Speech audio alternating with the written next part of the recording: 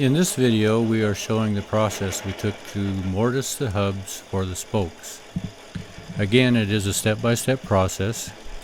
In the first steps, we used what is known as a camelback drill press. It was made by Aurora Tool Works in Aurora, Indiana, and is an old-timer like many of the tools here. This has been converted to an electric motor, but was initially run by flat belts. We built an indexing jig to equally space the mortises to the 16 and 18 spoke patterns that were needed. The first step we took was to remove as much wood from the mortises as possible so as not to overwork our mortiser. We did this by pre-drilling the mortises with a regular drill bit.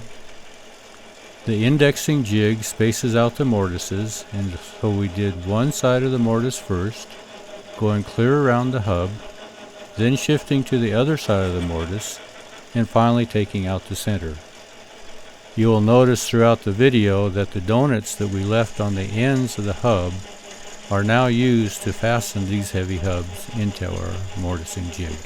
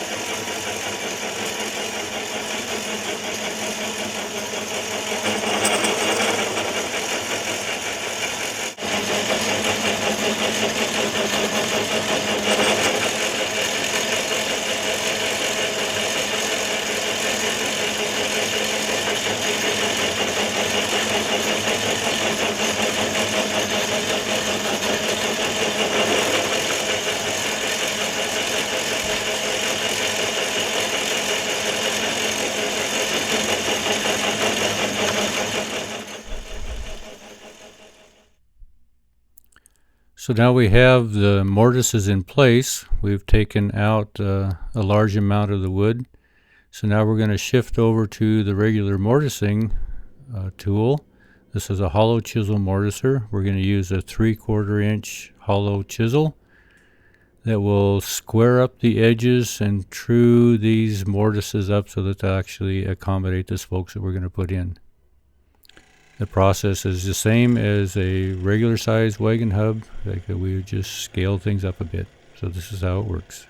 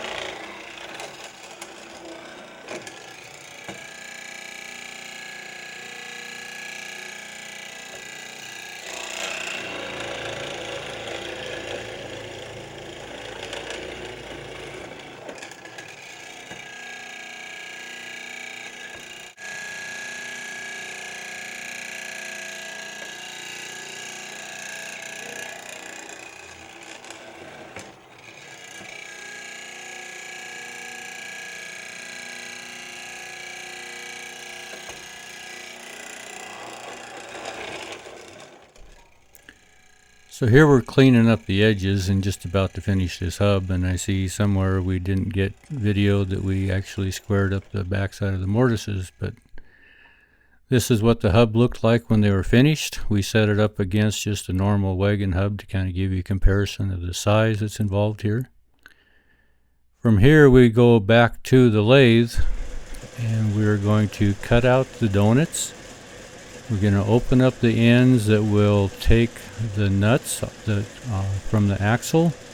This is on the small front side of the hub, and we'll turn it around 180 degrees and actually do the same thing because there's a collar on the axle that will be recessed up into the large end of the hub.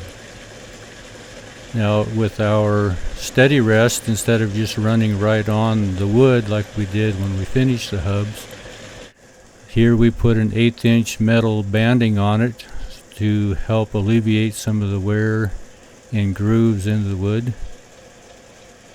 So here we're just opening up for the nut. We're going to open up the center hole a little larger. We actually took it within 1/4 of an inch finish size of the actual boxing.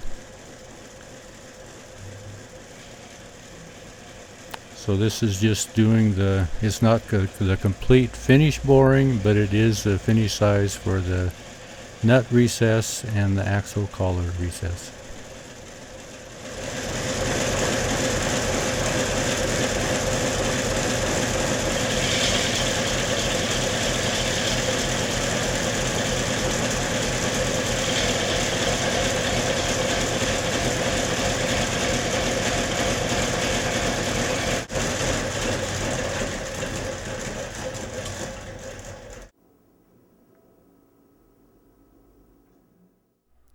So here we have the recess for the nut cut, as well as the recess on the back side that will accommodate the collar on the axle. So this is what the front of the hub looks like. This is where the nut will go. And then this is the back side of the hub where the collar of the axle will fit. This picture here is 2 hubs. One has been treated with linseed oil and the one on the right has not yet. We're putting these into a tank under pressure, 60 to 70 pounds. They're taking on about 1 gallon of linseed oil. And from here we let them set for another couple months, letting them dry as much as possible. So again, we thank you for watching, and we'll see you again next time.